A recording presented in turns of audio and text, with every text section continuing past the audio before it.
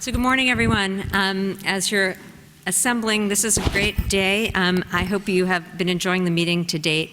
And I'm going to start off this morning with a great privilege and an honor for me to introduce our 2018 American Academy of Addiction Psychiatry Founders Award recipient, the Honorable Patrick J. Kennedy.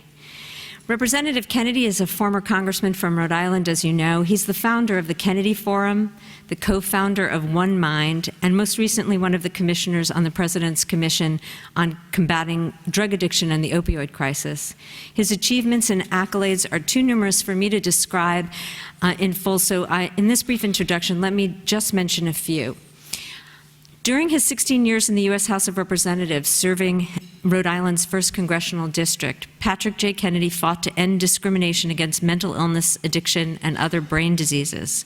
He is best known as the lead sponsor of the groundbreaking Mental Health Parity and Addiction Equity Act, which was passed with bipartisan support and signed into law by President George W. Bush on October 3, 2008. As all of you know, the federal parity law provides millions of Americans previously denied care with access to mental health and addiction treatment by requiring insurance companies to treat illnesses of the brain, such as depression and addiction, the same way they treat illnesses of the body, such as diabetes and cancer. Mr. Kennedy also authored and co-sponsored dozens of bills during his time in Congress to increase the understanding and treatment of neurologic and psychiatric disorders. In 2011, Mr. Kennedy left Congress to devote his career to mental health advocacy.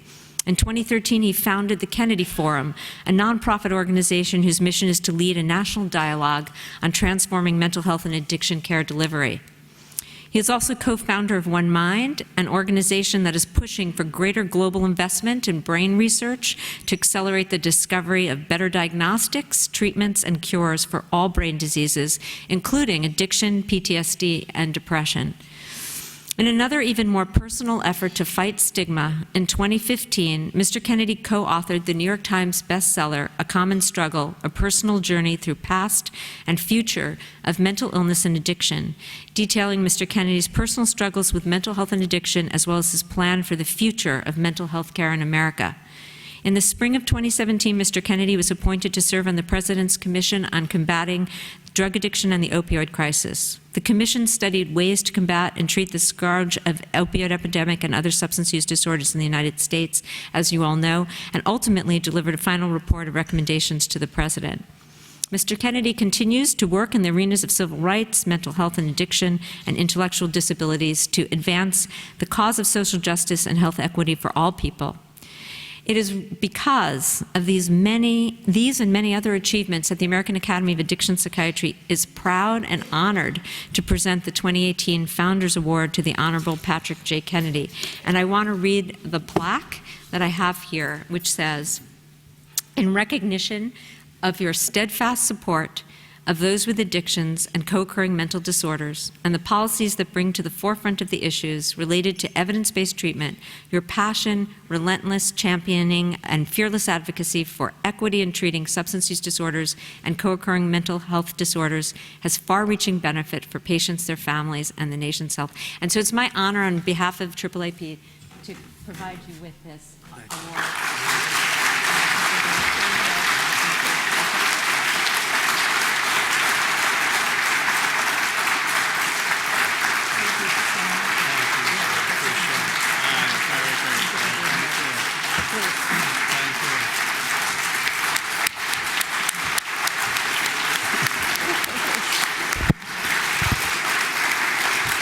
Thank you. Thank you so much, and thanks, Shelley, for your leadership. And I am grateful for this organization's fantastic award. I appreciate the recognition. I also am grateful that I have a chance to be here today with Dr. Ellie McCants-Katz, who is the Assistant Secretary of HHS and has been a big champion for this cause, for exactly what all of you have been struggling for representation on.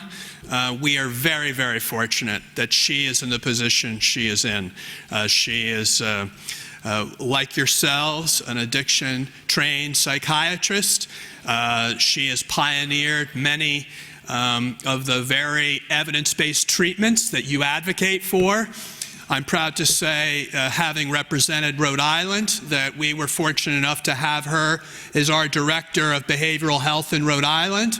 And in that job, she created a program that has become the model for criminal justice reform for those leaving prison, so as to ensure that we reduce the risk of mortality because of a lack of a bridge for those who have addictive disorders. And we just had Michael Bloomberg come up to Rhode Island and recognize the work that they have done at the Adult Corrections Institute up there. So Dr. McCants-Katz, thank you for your leadership, and I know you'll be hearing from her shortly, and I know after I speak there'll be a Q&A, and if the questions are too difficult for me, I'll just refer them to Ellie, because she'll be the one who can accurately answer any of your detailed policy questions. So I'm often introduced and recognized as the leader in mental health and addiction, public policy, and advocacy. And if that shouldn't scare you and tell you how bad things are in this country, I don't know what else will. I did not choose to be an advocate for mental health and addiction. What happened to me was the fellow that I was in drug treatment with at Spofford Hall in New Hampshire one day decided to sell his story of being in drug treatment with me to the National Enquirer and put me on the cover of the National Enquirer as a cocaine addict. And I was running for re-election in Rhode Island, and in the Providence section, in the Mount Pleasant section of Providence, and I literally thought that this would be the end of my political career. I represented a very elderly district. We had 5 Catholic churches within, 10 square miles of where I lived. The bells were ringing all the time. It was not the district that I imagined would be very tolerant of their state representative being a drug addict. So I had just gotten elected 2 years before. I had run against an undertaker for my position as a state representative, and his slogan was that he was the last guy to let you down.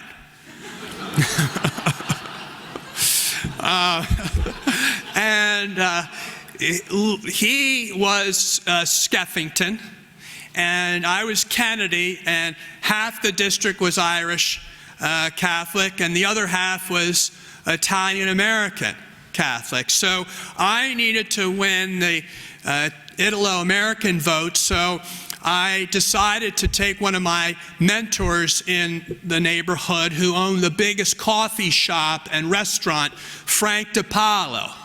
And I decided to make him my treasurer. That meant that his name went on all of my literature, including my signs and my bumper stickers and everything else, so that it was clear to my district that I had Frank DiPaolo as my guy in my race. So it turned out that we went door to door in the neighborhood, and we knock on doors, and people come out, they recognize Frank, and they said, "Hey, Frank." And he said, "Wait 1 minute, I want to introduce you to our next state representative, Patrick Kennedy." And they say, "We don't know him." And then Frank would say, "As you know, I've got 2 girls and I've got 2 boys. And Patrick here, he's like my 3rd son." Well, you don't get a better endorsement than that when the guy says you're like his 3rd son. So I got buy-in from the district because this guy Frank basically gave me the good housekeeping Frank DiPaolo seal of approval. So you can imagine when the National Enquirer story came out, it was on every checkout counter in my district. It was a picture of me that was really unflattering. And a big, bold headline, "Kennedy cocaine addict." So immediately I felt overwhelming shame, and I felt like I wanted to curl up and just hide. But I knew I had to go over to Frank's house because I thought to myself, here's a guy who went out on a limb for me. Now he was going to be ridiculed. Say, look, we told you that kid was no damn good, you know? And so I really worried about him since I'd kind of dragged him in on this proposition kind of under false pretenses because I didn't let him know about my history. So I went over to his house. He was literally stirring his pasta fagioli, and he would not turn around, which I thought is not a good sign. I'm going to be in big trouble. And then he said something I'll never forget. He started muttering, that rat bastard. And I stood back and I'm like, oh my God, is it me, the rat bastard? I couldn't try to figure out what he was talking about. And then it kind of occurred to me, that rat. And then he said, buddy, you want me to do something about this? And I kind of didn't know what he meant for a split second. Then it occurred to me that if I didn't immediately shut this idea down, I might be an accomplice to serious bodily injury because Frank was going to hunt this guy down who sold his story to the National Enquirer and do something awful to him. That's how I felt warm inside. I said, that's real love, that someone would be willing to do that for me. So I knew I was going to win the election because the only thing my district hated more than a drug addict was someone who ratted on a drug addict. And that's how I was able to get elected. And then by the time I got to Washington, D.C., I had less to hide, which meant that my sponsorship of parity kind of came as a natural evolution. I asked the clerk of the House, who is the champion of parity? Where do I sign on? And the clerk said, Congressman Kennedy, if you want that bill, it's all yours. Now, mind you, when I got elected, I was 27 years of age, youngest member of the House of Representatives, in the minority party and from the smallest state in the country. Basically, I was the lowest guy on the totem pole. So why in the world did I have the honor of being the first name to go on a bill that said that the brain was part of the body? I mean, it should be easy to think that I should have been out of a Congress of 435 members. I should have been in the 200s of co-sponsors. Imagine my shock, because, I came from a family where, my late father spent 5 decades in the United States Senate, authored more laws than any other senator in U.S. Senate history. And I might add, they're all laws that advance social progress, from Voting Rights Act to Meals on Wheels to any number of elementary and secondary education act to labor rights, and of course, most of all, health care for all. My father was the guy. And he didn't become the guy until he was like in his 3rd or 4th decade in the United States Senate. So how could it be? I'm so young, and I got to be the first name. I don't suppose it was because when a member of Congress was thinking about maybe signing on, they had to run it through their head as to what the inevitable conclusion would be. The inevitable conclusion would be that they had a problem. Because why else would they sponsor the bill? And of course, they'd have to imagine the first thing that the press would do is ask them, okay, Mr. or Mrs. Congressman, do you have a mental illness? Do you have an addiction? Have you ever been treated for depression or addiction? Has anyone in your family ever been treated? And no politician in their right mind wants to say yes to that, because then there'll be 10 more questions. What medications are they on? Where did they go to treatment? And how are you doing?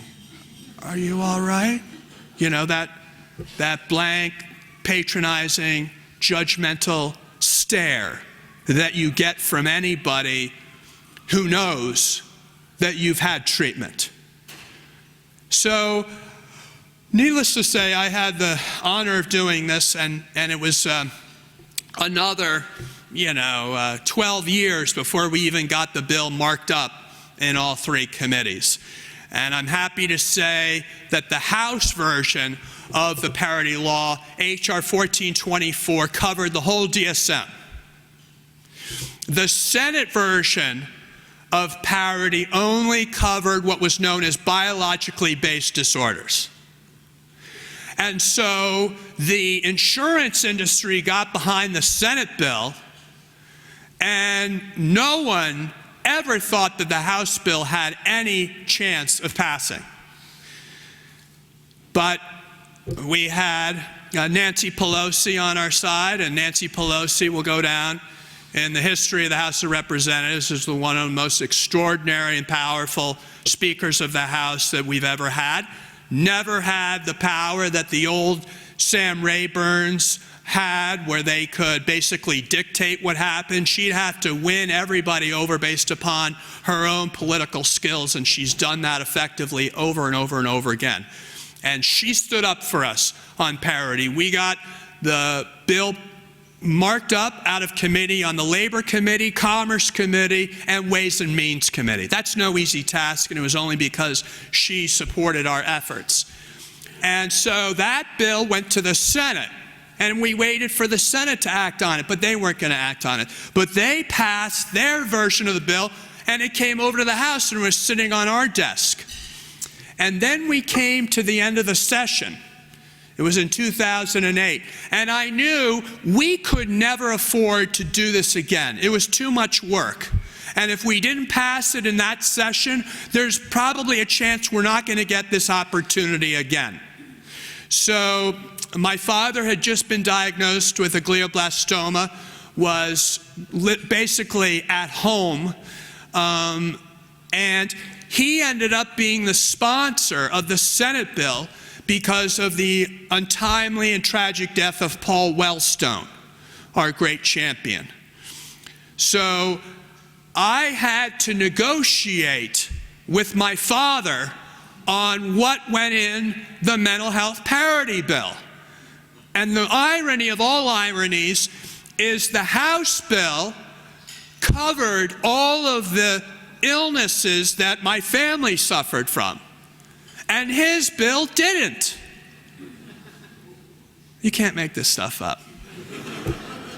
So the House bill covered alcoholism, addiction, depression, post-traumatic stress disorder, which of course, if there was anybody who qualified for a diagnosis of PTSD, it was my father. Watching his brothers get shot, losing Mary Jo Kopechne and Chappaquiddick. I mean, the guy, it was some wonder he even got up in the morning, let alone continued to persevere. And he was suffering. He suffered throughout his life. And because of the stigma of these illnesses, no one could intervene with him and say, you need to get help. When no one would have questioned that anyone who'd been through what he went through, anybody would have needed help. But because this is seen as a sign of weakness, he could never avail himself of the help that he needed. And of course, because we didn't treat this illness as a chronic illness, my mother constantly was seeking treatment in an acute episodic basis because, of course, there was no aftercare for her after she went to her latest drug rehab. No chronic disease management. She'd come home, be all right for a while, and then sink back into serious depression and medicate with alcohol. And when I grew up, we had every notable luminary, from movie stars to political leaders to Supreme Court justices to, you name it, astronauts come over to our house because they were friends of our family and they wanted to meet with my father. And they would meet with my father in the living room. And my mother would come in her terry cloth bathrobe, and I remember it as a child. She'd be absolutely inebriated, and no one would look up. No one would stand up. Everyone pretended like she wasn't there. And of course, as a child, I knew enough to get my mother, grab her hand, and lead her back into a room so I could shut the door so that she would embarrass us anymore. And we never talked about this. Never talked about how she would disappear in the middle of the night to go to treatment. So imagine the irony of the fact that I'm sponsoring the bill that would cover her illness and my dad's illness, and ultimately brother and sister and my illness. And the Senate bill did not. And we went to conference committee, and I'll never forget, God bless Pete Domenici. He was fighting for his daughter with schizoaffective disorder, but he wanted nothing to do with addiction. He said, if you add those addicts to our bill, it's going to be the poison pill that sinks this legislation. Don't you dare add those addicts to our bill. You'll kill it. And that was the attitude. And you know what? Pete Domenici was right. If this bill ever went to the floor of the Senate, it had no chance of passing because it covered addiction. So how did we get it passed? I called my father, and I said, can you help me with this? And he said, call Chris Dodd. Now, Chris Dodd was my dad's best friend in the Senate. He was taking his place on the Labor, Health, and Human Services Committee. And as you may recall, he was also chairman of the Banking Committee. Well, in the fall of 2008, you may recall that a lot of banks went bust and the stock market dropped. And there was a real panic in this country as to whether our country would slide into another Great Depression. I don't know if any of you remember this, but it was pretty shocking.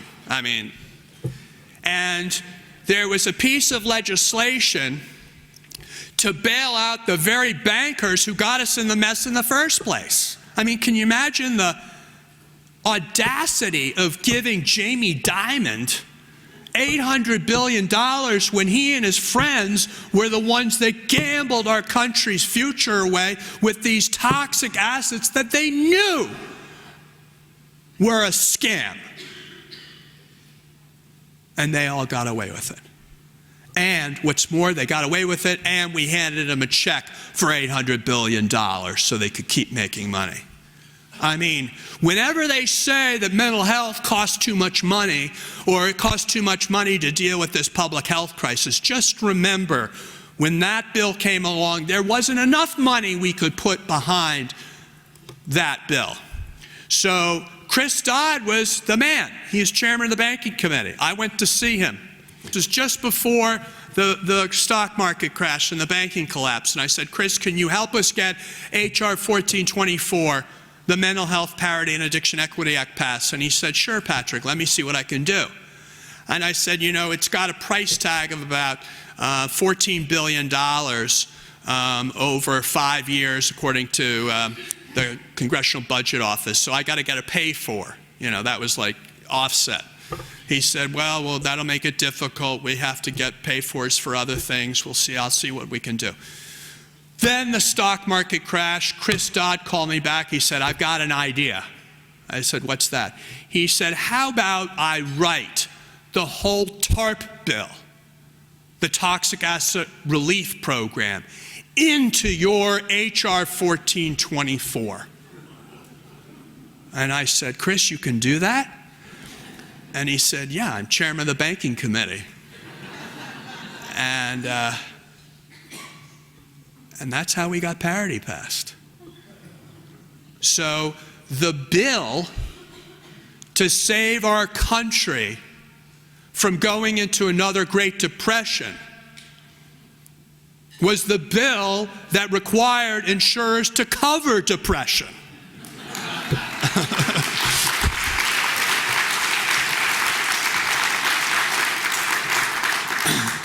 You can't make this stuff up. Can't make this up.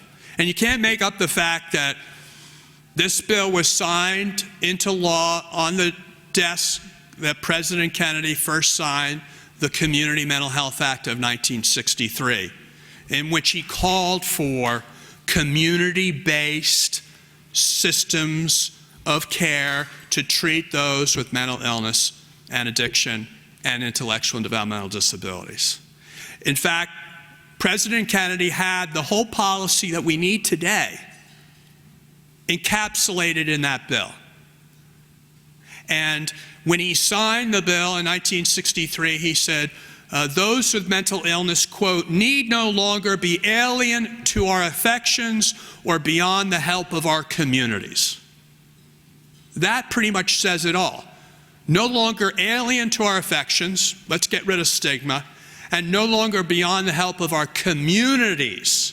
Understand that word. He didn't say beyond the help of our psychiatrists, beyond the help of our psychiatric hospitals, beyond the help of our pharmaceutical companies. He said communities because he identified back then that the only true answer to support people with these illnesses is to have a community-based approach where we weave in all of the elements, from the medical to the social to the spiritual, and that we tie it together so that people get the best and most optimal range of services that they need to optimize their chance for full recovery.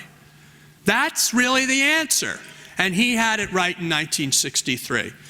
And the idea that my father saw that bill passed as the last bill that he ever saw of his signed into law, and that I had the honor of sharing that moment with my father as that happened. And the fact that after that happened, my father turned to me for the first time in my life and he said to me, "You're really doing something important here." That was the most he could ever say to validate, me. Because I always felt like how he talked about me to my brother, and that was all I needed was a good swift kick in the ass. And he was right about that. But it was that judgmental, you can't hack it, mindset that applied to my mother and applied to me. Like I couldn't make it. And so I always felt like I understood what people feel like when they feel the effects of stigma.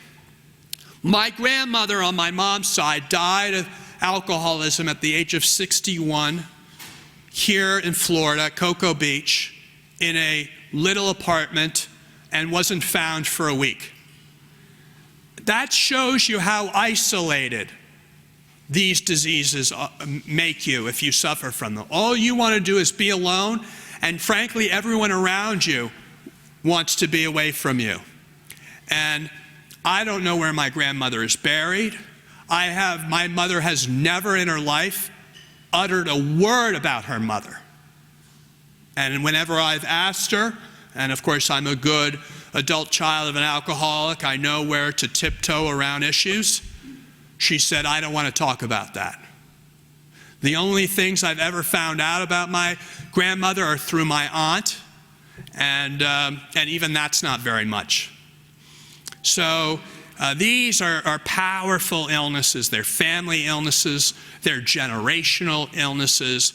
And we need to do everything in our power as a nation to put policies in place that help us address this epidemic. this public health epidemic that we refuse to acknowledge, even today. And I say that because in the height of the HIV/AIDS crisis, we were spending we're losing 53,000 people a year. We're spending $24 billion a year. $24 billion a year to combat HIV/AIDS. And up until 2 years ago, we had $500 million a year to combat a disease that was taking far more lives than were lost in the height of the HIV/AIDS crisis. 500 million versus 24 billion. Now, of course, Congress steps up big time.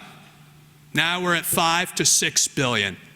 Still one-fifth of what we were spending on HIV/AIDS. And if you want to do it by the numbers, we're losing a whole lot more people from not only overdose, but the epidemic we've never talked about, and that's suicide, which is now 47,000 Americans a year. Highest climbing, fastest growing cause of death in this country, surpassing addiction. No one's mentioning a word about it.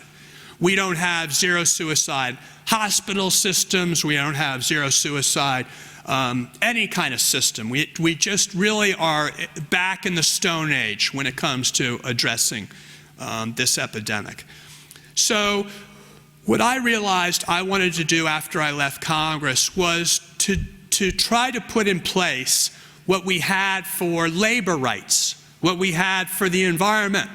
Because when I got to Congress, when it came to labor, the AFL-CIO said it didn't matter what committee of Congress I got on, there were issues that were important to the labor movement in every single committee of Congress. Davis-Bacon, overtime pay, health and benefits, safe working conditions. I mean, you name it across the board, trade deals. And when I came to Congress, the environmental community had it all organized. Air, land, sea, water, every type of non-point source pollution, point source pollution. I mean, all mapped out. There wasn't a committee in Congress. I mean, I got on the Armed Services Committee. I said, this is going to have nothing to do with the environment. Boy, was I wrong. There's more money in the Department of Defense budget for environmental cleanup than the budget of the EPA altogether. So but no one would know that if you didn't have an organized advocacy laying it all out for you. So what I did was put together the first ever members guide for the 115th Congress, where I said every single committee of Congress what people could do to help advance the policies to help address mental health and addiction. 99% of the members of Congress who were on the HUD committee, the Housing and Urban Development, have no clue how significant HUD is to recovery. They don't have any idea how central to taking on this cause a good, accessible, affordable housing is. No idea. So I'm just saying to you, the illiteracy rate in Congress on these issues is profound. My son's in kindergarten. That's about where the Congress is on these issues. It's not totally facetious either.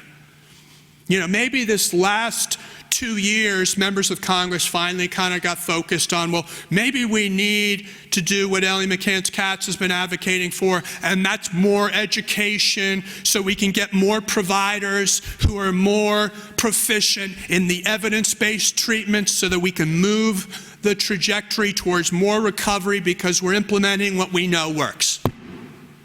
I mean, they're like first time in their lives, they're like, oh, that sounds good. And then maybe we want to make sure there's continuity of care and these chronic illnesses are treated in the chronic care manner that they ought to be treated in the way every other illness is treated. Oh, oh, that sounds good. Maybe we ought to look at the fact that the criminal justice system is really a substitute for a public health system that has failed to adequately address these illnesses, and hence we try to arrest our way out of this epidemic. Oh, that we got to fix that. I mean, I'm just telling you, this is kind of the level of sophistication that we have in Congress on an issue that is fundamental to our national security, our economic security, our health, our well-being, and our way of life.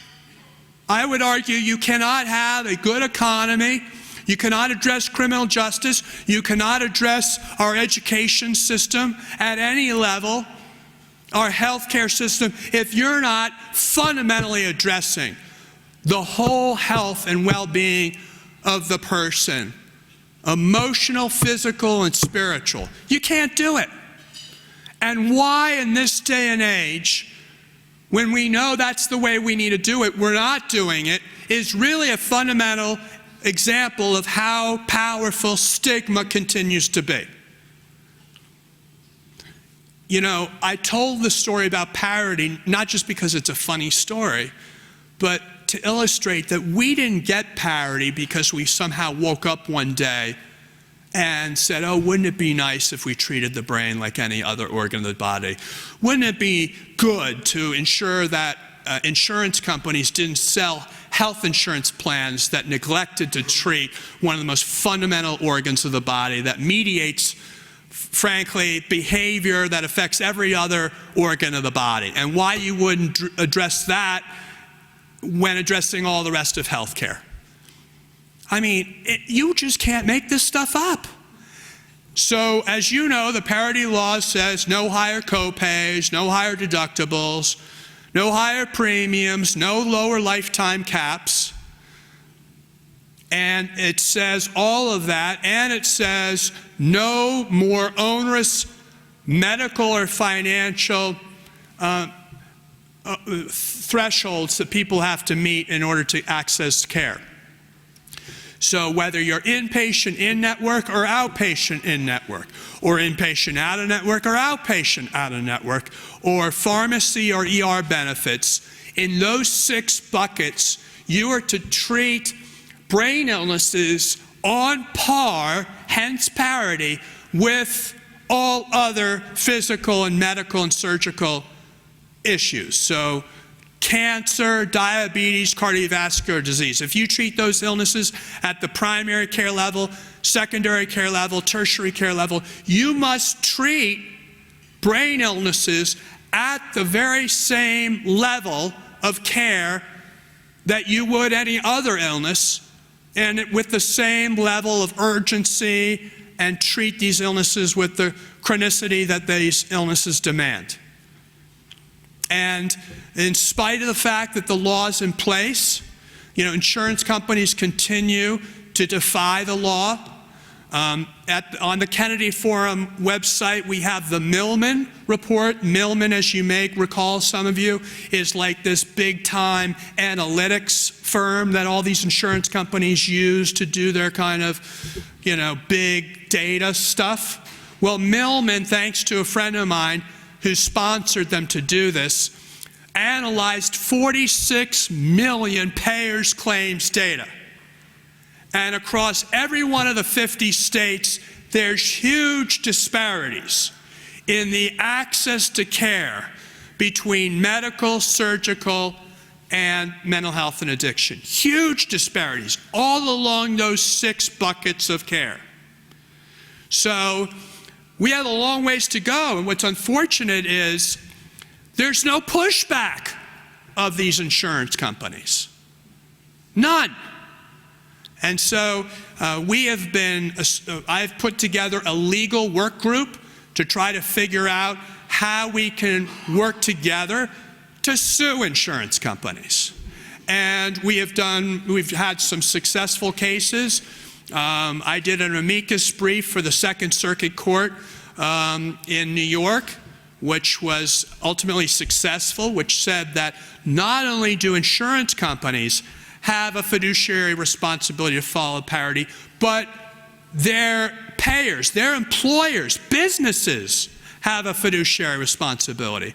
And I want you to know that's important, because if businesses insist that their employees ought to have access to in-network treatment, can I repeat that? In-network treatment, then guess what?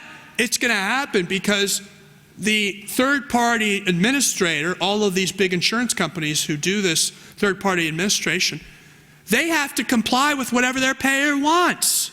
So really, the onus is not just on the insurer, it's on the business. And of course, the public has no idea about that. So what do we need to do? We need to build an advocacy movement, not only to put pressure on Congress to know what they need to do and to have an agenda for them to follow and to score them whether they do this or not when they run for re-election, like other quote-unquote special interests do. But we need to put pressure, legal pressure and public policy pressure. So I created what was known as the parity.org, parityregistry.org. If you want to go on parityregistry.org or don'tdenyme.org, we kind of gave it a new label, don'tdenyme.org. And if you go on don'tdenyme.org, you can expeditiously file an appeal if you feel your patient has been wrongfully denied coverage for mental health or addiction services. But what we also have there is a registry, and what I mean by that is we want people to be public. Because part of the reason we're in the state we're in is that we've got 24 million Americans living in long-term recovery, and none of them come out of the basements of the churches around this country and advocate, frankly, like their founder did. Because Dr. Bob and Bill Wilson advocated. Bill Wilson went and testified in front of Congress about this issue, because he saw it as an extension of his 12-step responsibility to help others who are suffering from these illnesses. And you can't neglect, if the society around you and the taxes you pay really do nothing to address this issue, then you ought to advocate.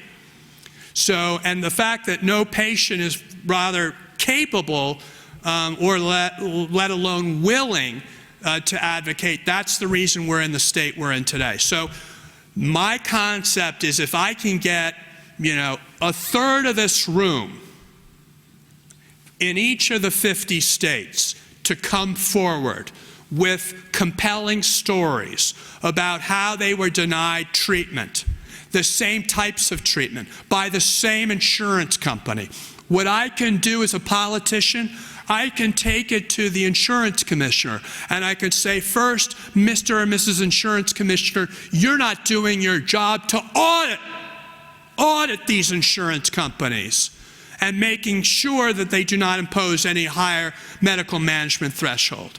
And two, I can take it to the Attorney General and say, Mr. and Mrs. Attorney General, you have a responsibility. You're sworn to protect the residents of your state from fraud, because these people bought health insurance and now they're denied what they paid for. And we're going to give you these people, and all of a sudden, if I'm a Paul and I've got a bunch of moms or family members saying, my children cannot get access to this treatment, Mr. and Mrs. Attorney General, you got to do something about it. Believe me, if I'm a Paul, I'm thinking, I don't want to go into the next election and have them in some ad against me. And then what we're doing is we're setting up an accreditation program. If insurance companies want to, show that they're doing this, because, by the way, we're not getting a whole lot of effort amongst the states and the federal government to actually enforce this law. So I figure we better use some of the tools that we have out there through accreditation to allow these insurance companies to know what to do. And it's a very meticulous auditing process to ensure that they're compliant with the law. So if an insurer gets a F rating because they lose a case on parity, we can take it to the states. I'll just give you another example how this works politically. In Rhode Island, we have a big bidding war for who's going to cover Rhode Island state employees, United Healthcare or Blue Cross. Now, right now, there's a big case, class action basically, against United Healthcare, that they have substituted their own medical management practices for your medical management practices. I don't know if you know this. This is a case of addiction treatment, and United Healthcare has consumers from all over the country suing them now. And there has been a very effective trial, and everyone expects there to be a decision imminently that says United did substitute their own medical management practices for those of your, the ones that you've established as a medical profession. So if they fail that, you know what I do? I go to my governor and the legislature there and I say, hey fellas, hey Madam Governor, you can't allow United to even bid on this contract because they're in violation of the law in other states. Why should we allow this to take place? I will tell you, that's how we get change. You hit them hard in the pocketbook. They couldn't care less about the number of individual appeals. They factor that into the cost of doing business. But if you hit them on these issues about whether they can sell in a given market if they're not adhering to laws in other states, boy, you put their liability folks in high gear, and then they say, well, listen, this is not worth it. And, you know, Frederick Douglass, the great abolitionist, said, power concedes nothing without demand. It never has, and it never will. We're not going to get what we need in terms of payment because we know insurance companies are not paying professionals in the medical and addiction space the same that they're paying professionals in any other area of medicine. And by the way, that's a patent violation of the parity law. It's under what we call the non-quantitative treatment limits. And that's the reason there is inadequate access to psychiatrists and to addiction professionals in network, because these insurance companies fail to hire enough professionals at a pay where they will go in network. So it's on the insurance companies to make sure that they are reimbursing for these services with the same urgency and with the same pay scales as they would reimburse a cardiologist or an oncologist specialist. So this is our fight. And I'm leaving here and going out to California on Monday to walk a picket line against Kaiser. You would think Kaiser would get this because they got integrated this and that. But believe it or not, they've been fined more for violation of parity than any other payer in California. And they continue to have regulatory issues in terms of adhering to the regulatory compliance. And what's great that's going on out there is your profession has unionized. I know that's not one that gathers many applause. But I will tell you, like the whole spectrum of the profession is picketing and saying you cannot exclude us from the network, and you cannot have wait times of months and months on end before people can come back for a second appointment. And if you don't have adequate in-network care, you cannot sell insurance in the state. And they're walking pickets. And I'm telling you, this is the kind of action that we need all across the board. So all I will say is my late father had this famous saying, and he said, the work goes on, the cause endures, and the dream shall never die. Thank you very much.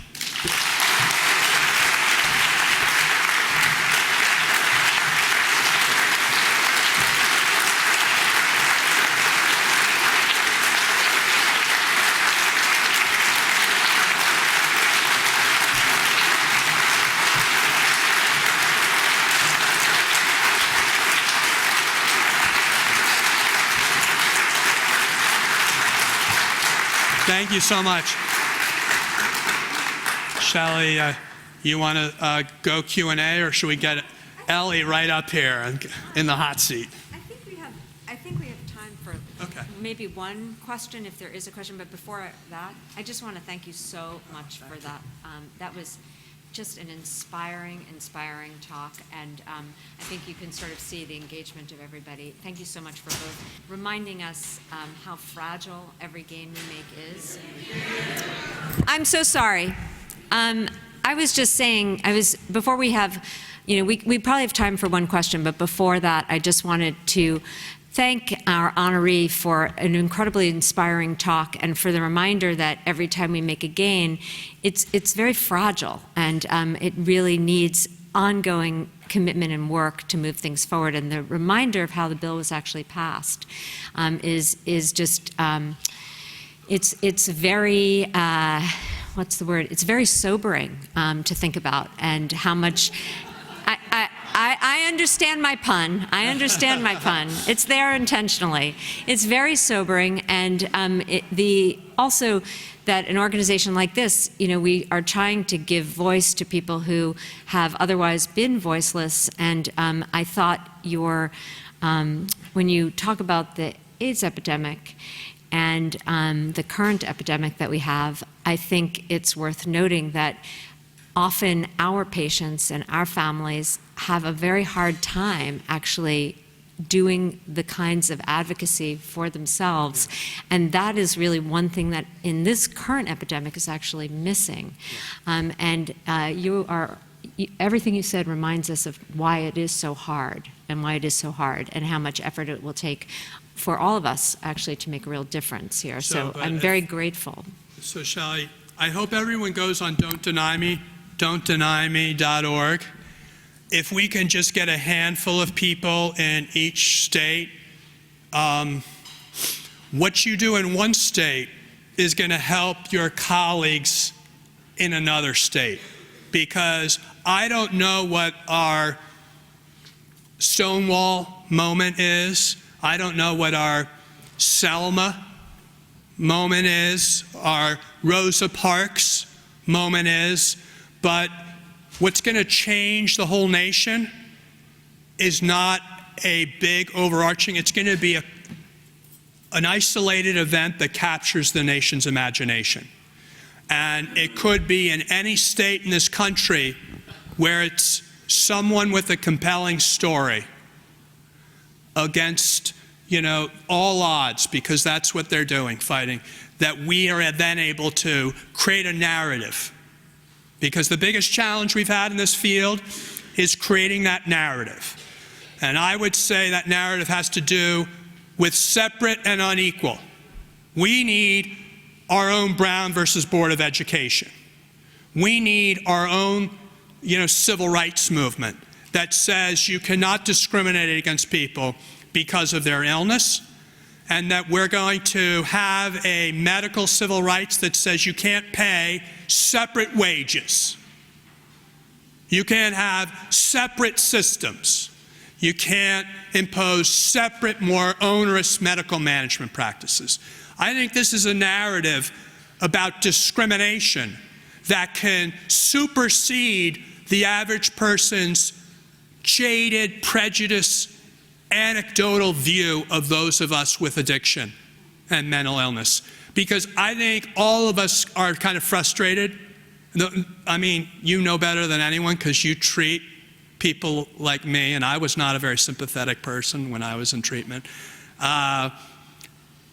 So we have to appeal to a higher message, and I think that is, don't look at it in your own narrow, prejudiced way. Look at it as an issue of overall social justice. Look at it as an issue of humanity, and look at it as an issue of human rights. I think that supersedes our own prejudices as a society against people with these illnesses. So I hope you feed some of your patients our way, and I hope you, if you want to go on with the Kennedy Forum and track anything we're doing, I think we're really on the precipice of a huge watershed in this movement that you've dedicated your lives to. And I think this is the time. I think you all should feel very empowered by the work that you do and how crucial that work is to our nation's interest and its well-being. And I know you didn't go into this profession because you would think that it was celebrated profession and rewarded and remunerated and, respected. But I will tell you today, you should feel a great deal of pride that you are in a profession that is really at the apex of trying to change public policy in the most important area to our nation. So thank you. We're going to do another round.